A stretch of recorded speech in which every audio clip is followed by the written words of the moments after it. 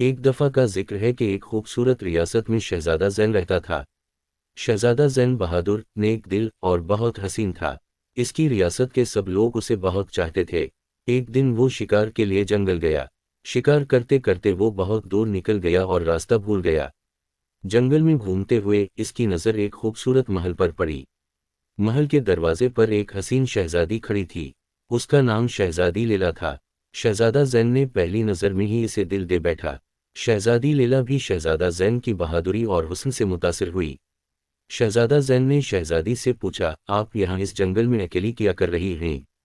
شہزادی لیلا نے جواب دیا، یہ میرا محل ہے، لیکن میں اس میں قید ہوں۔ ایک جادوگر نے مجھ پر جادو کیا ہے اور میں اس جنگل سے باہر نہیں جا سکتی۔ شہزادہ زین نے دل میں عہد کیا کہ وہ اس جادوگر کو شکست دے گا اور شہزادی لیلا کو آزاد کرائے گا۔ وہ محل کے اندر گیا اور جادوگر سے مقابلہ کیا۔ دونوں کے درمیان سخت جنگ ہوئی، لیکن شہزادہ زین کی بہادری اور سچائی نے جادوگر کو ہرا دیا۔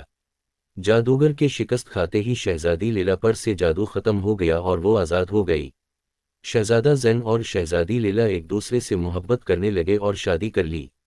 شہزادہ زین نے شہزادی لیلا کو اپنے محل لے جا کر اسے اپنی ریاست کی رانی بنایا۔